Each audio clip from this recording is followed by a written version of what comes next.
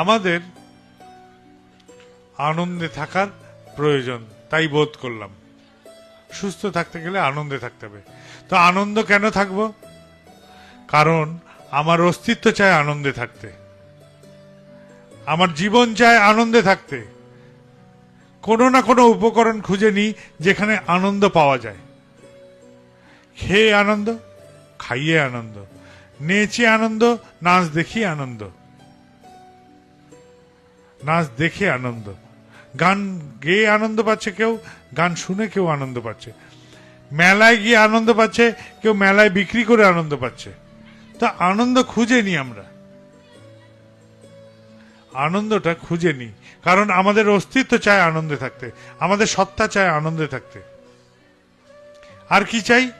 আমার এই আনন্দের এই ধারাকে যে ব্যাহত করে সেটা আমার কাছে শয়তান। আমার আনন্দ পাওয়াকে যে আড়াল করে, অভিঘাত করে, যে আমার আনন্দ পেতে আমাকে বঞ্চিত করে, তাই আমার কাছে শয়তান। তা আমার নির্ধারণ করার ক্ষমতা আছে আমার আনন্দ পাওয়ার উপায় কি, আর আমার আনন্দ পাওয়ার বাধা কি, এই বোধ আমাদের মধ্যে আছে। ধরা যাক একজন নেশা করে আনন্দ পায়, পথে লুটুতে লুটুতে এলো, এমন রব উঠলো, পাড়া প্রতিবেশী তাকে গালি দিল, বাড়িতে এলো, বউয়ের সাথে অশান্তি হলো, বাপকে নাম তুলে পরের দিন বেড়ায় তোর বাপ নর্দমায় পড়ে থাকা মাল। ছেলেও লজ্জা পেল, কিন্তু সে নেশা করে খুব আনন্দ পেল। তাহলে কি এটাকে আনন্দ বলা চলে? এটাকে আনন্দ বলা চলে না।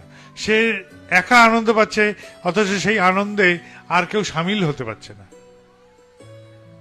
পরিবেশ সামিল হতে পারছে না, পরিবার সামিল হতে পারছে না, আত্মীয় স্বজন, পরিবারের মানুষরা কেউ সামিল হতে পারছে না, কেবল সেই একাই আনন্দ পাচ্ছে।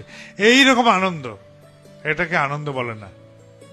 এটা এক ধরনের হতাশারই বহিঃপ্রকাশ, পালিয়ে যাওয়ারই একটা নামান্তর। নেশা খুঁজছি, পালিয়ে যেতে চাই, আমি হুঁশে থাকতে চাই না, অবচেতন থাকতে চাই, পালিয়ে যেতে চাই, কেননা আমি আমার জীবন নিয়ে খুশি নই, তাই এরকম করতে চাই।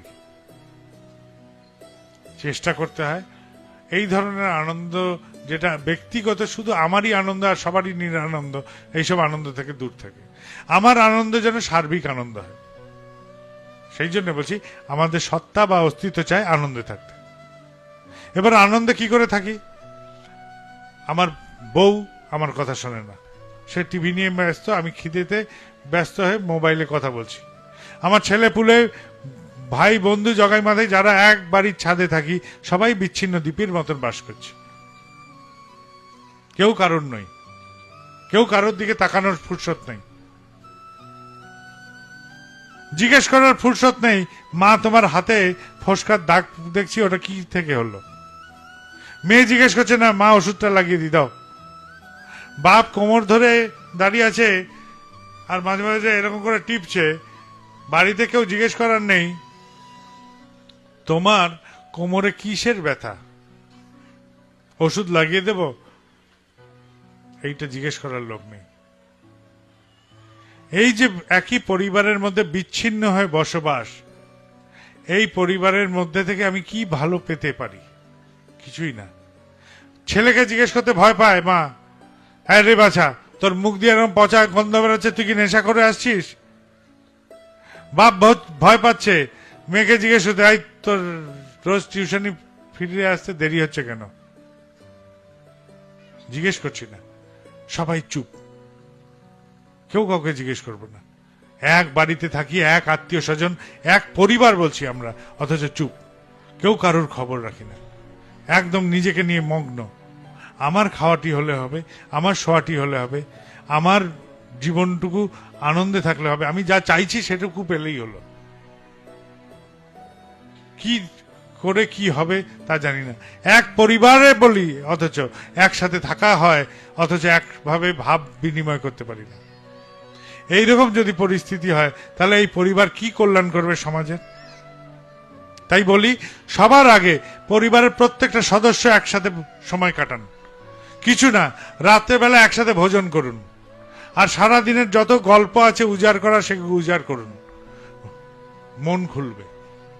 সকালবেলায় উজাড় করার শেষে নিশ্চিন্ত মনে ঘুমান, সকালবেলায় ঘুম থেকে উঠে প্রার্থনা করুন পরিবারের সকলে একসাথে।